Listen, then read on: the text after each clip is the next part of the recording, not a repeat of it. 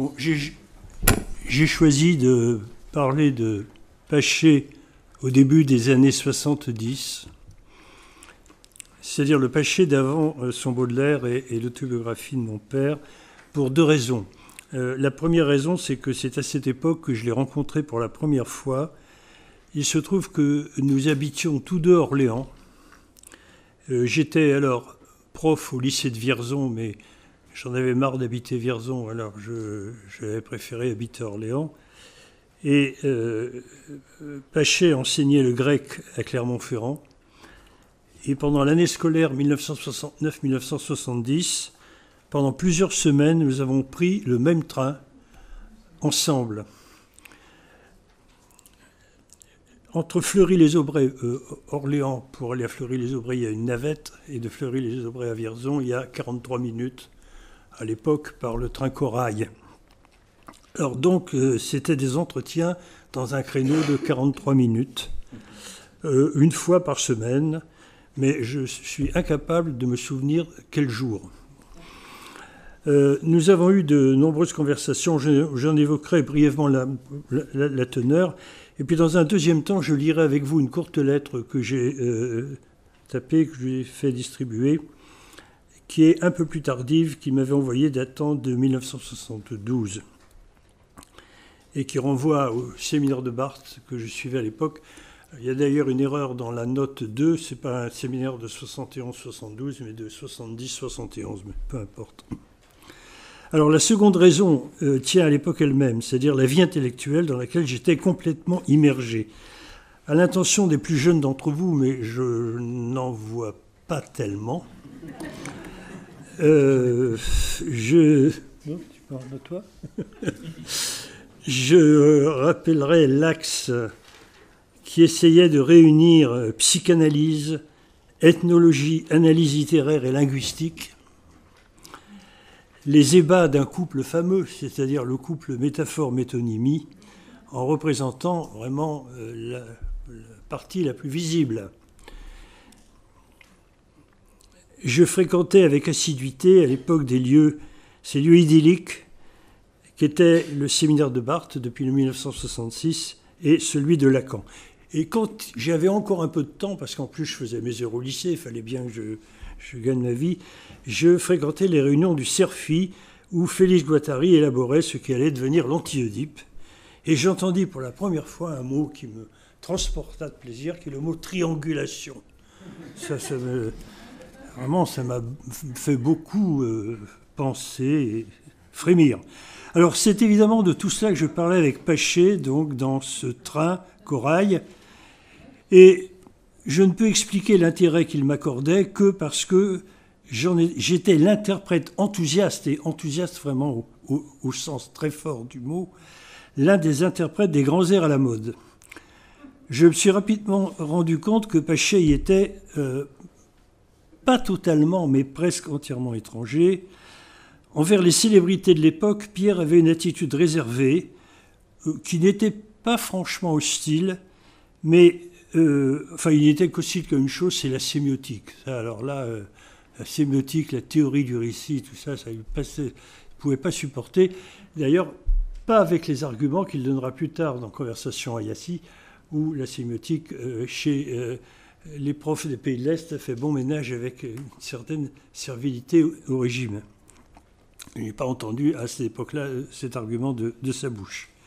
Mais il faisait des remarques très intéressantes, par exemple sur l'élocution de Barthes.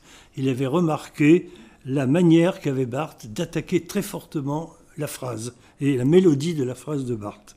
Alors, quelques souvenirs rapides des conversations ferroviaires. Donc, elles portaient sur la littérature et la critique littéraire. Alors, dans ce temps-là, je lisais avec gourmandise telle quelle, et surtout Julia Kristeva, qui venait de révéler les recherches de Bakhtin.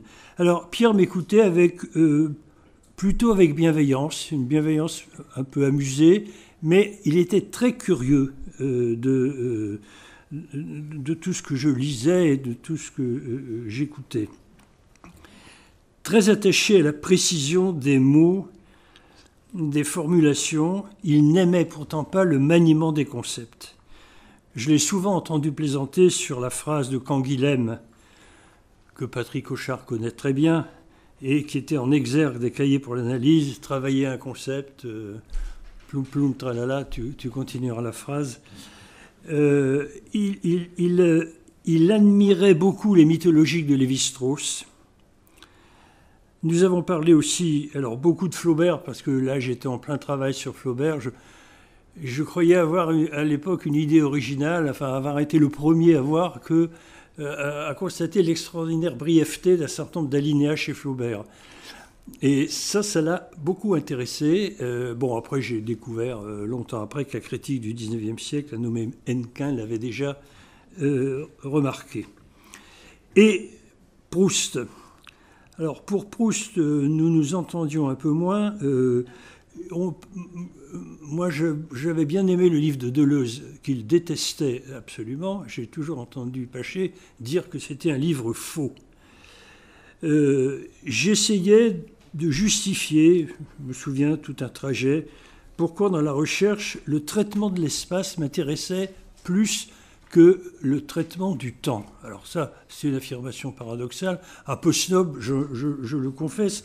Par traitement de l'espace, j'entends la distance variable entre l'origine du regard et l'objet regardé, ou alors par le son, entre la bande sonore de la recherche est formidable. Il y a des sons qui viennent de loin, des sons tout près, et ça va assez bien. Et je me suis rendu compte que ça n'intéressait pas Pierre. Alors, quand Pierre n'était pas intéressé par quelque chose, il vous le montrait carrément, quoi. Vraiment, on comprenait rapidement. Et je lui en veux encore, d'ailleurs, de ne pas s'être intéressé à ça. J'ai été frappé par le ton de sa parole, la liberté de son jugement, comme nous tous, sa résistance aux modes, et sa capacité à nommer certaines choses, en particulier à nommer des impressions. Et je voudrais donner une anecdote futile, qui se rapporte à quelques années plus tard. Le lendemain de l'assassinat de Pierre Goldman, nous nous retrouvons quelques centaines, place, je ne sais pas comment elle s'appelle cette place, enfin en face de l'hôpital de la Croix-Rouge, et la rue qui monte là. Et comme on était arrivé un peu en retard, on se trouvait au milieu de la rue, donc comme la rue est en pente, on pouvait voir toute la foule, quoi. Et j'entends Paché grommeler, mais qu'est-ce qu'on fait là? Qu'est-ce qu'on fait là? Et moi, je regarde la tête des gens, et j'ai une impression étrange, j'arrive pas à nommer. Je regarde à ce moment-là Paché, et je vois qu'il regardait exactement la même chose que moi. Alors je lui dis, mais qu'est-ce que c'est ça? Et il me répond avec un sourire aux lèvres, c'est la matinée chez la princesse de Guermantes.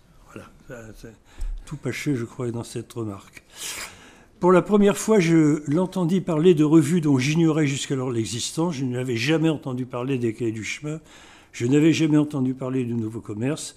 Et je ne savais pas à l'époque qu'il avait déjà publié dans ces revues une dizaine d'articles. Alors, je préciserai, pour finir cette première partie, qu'au cours de nos entretiens, ne sont jamais apparues les préoccupations qui seront les siennes plus tard, dans les années 80 et 90,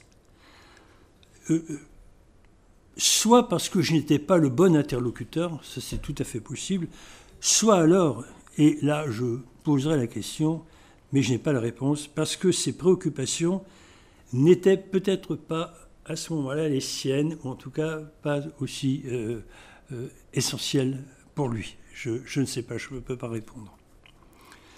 Alors je passe maintenant à la lettre. J'ai une lettre, comme j'ai indiqué en note, le séminaire de Barthes portait cette année sur l'idiolecte, idiolecte, sociolecte, et il y avait une séance de décembre 70 qui portait sur le plagiat. Et cette question du plagiat m'avait toujours intéressé. Et j'ai envoyé une lettre à Paché, une lettre que j'ai perdue. Mais j'ai sa réponse que vous avez sous les yeux, avec des notes qui renvoient à l'édition du journal, au fameux épisode de la rencontre entre Kafka et un autre enthousiaste qui est le récitateur Reichmann, qui croit qu'on a plagié un article, un manuscrit qu'il avait confié à une connaissance. Et j'ai donc mis des notes pour rappeler, pour ceux qui ne le sauraient pas, qu'à l'époque, enfin quelques années avant, avait été filmée La rivière du hibou de Ambrose Bierce, sur le type qui est condamné à mort pendant la guerre de sécession et au moment où l'accord de ce temps, le type s'évade. Bon, c'est bizarre. Alors, cette lettre, que vous lirez rapidement, elle pose évidemment la question du plagiat, mais on voit bien qu'il parle d'autre chose. Elle revient d'ailleurs à la fin, à propos de Freud, dont on sait en effet que la question de la priorité du vol des idées, la priorité des idées et le vol des idées dans la recherche et la publication présentait chez Freud un caractère absolument obsessionnel. Paché renvoie à un article, évidemment, qu'il avait écrit là-dessus. Mais vous vous apercevez que dans cette lettre, Paché parle d'autre chose. Il parle d'une émotion. Alors, bon, l'émotion, c'est un mot clé chez lui, hein, qu'on retrouvera dans l'œuvre des jours, le cœur qui bat. L'émotion à découvrir qu'un article qu'on a donné à la direction d'une revue est enfin publié. Évidemment, rapprochement justifié avec Proust et le fameux épisode du Figaro dans Albertine disparue.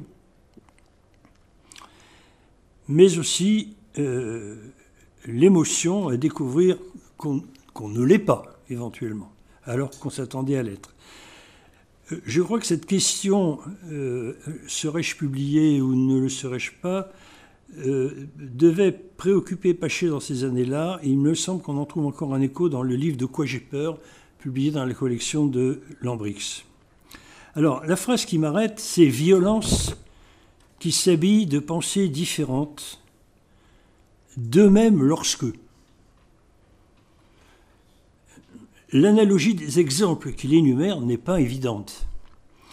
À partir de l'expérience d'ouvrir fébrilement un journal et de chercher si notre article est enfin paru, la recherche impatiente de son nom dans une liste, de reçu à un examen.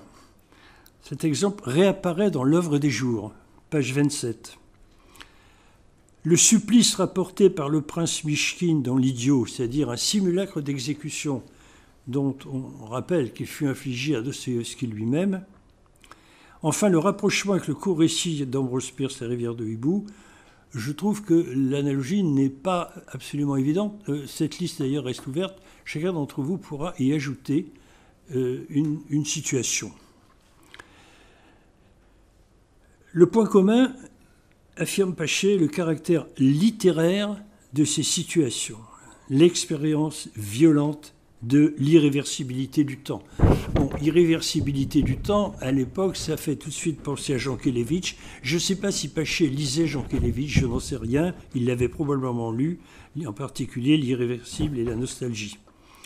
C'est-à-dire cette rencontre entre l'impossibilité inhumaine de revenir en arrière et la dimension humaine d'être parfois pressé, ou au contraire de souhaiter un répit, une brève interruption pour reprendre son souffle, de se situer dans ces minutes qui précèdent qu'on ait pas reçu un concours ou qui précèdent l'annonce de la mort brutale, imprévisible d'un être cher, être quelques minutes avant. Je reste néanmoins étonné par la juxtaposition qui désoriente la traversée de ces questions et qui en bouleverse en particulier l'échelle de gravité et d'insignifiance. Alors me revient en mémoire à ce moment-là une remarque de Jankélévitch, mais sortie de son contexte et d'ailleurs dans le style de Jankélévitch, parfois très elliptique. L'irréversibilité ne s'attache pas nécessairement aux événements exceptionnels ou solennels. Et je cite, « Ce n'est pas un été à Capri, c'est un rendez-vous à la gare Saint-Lazare ». Bon, phrase qu'il faudrait commenter avec des exemples pour étoffer. Alors, le point commun à toutes ces expériences, c'est le vacillement, c'est le mot qu'il emploie, d'un microséisme. Microséisme, c'est un mot que j'emprunte à Michaud, au texte de Michaud après la mort par accident de son épouse. L'indécision entre le réel et le rêve, la porte ouverte à tous les miracles. Je peux découvrir mon nom dans la liste des reçus. Dostoïevski échappe à la mort. Bon. cette durée non mesurable qui s'écoule avant l'émergence d'une vérité, qui fait qu'après, plus rien ne sera jamais comme avant. Et ce vacillement a effectivement un caractère littéraire, puisqu'il conduit aux questions: est-ce que c'est bien moi qui suis en train de vivre cet instant-là, hein? Est-ce que c'est moi? Est-ce que c'est un autre? Et si c'est moi, mais quel est ce moi? Ces questions qui permettent aussi de voir le lien avec le problème du plagiat et ses limites indécises, mais aussi avec l'autobiographie. Et je crois que c'est au début de ces années-là que Pachet écrivait l'autobiographie de son père, même si le livre devait paraître plus tard. Bon, voilà, j'arrête là.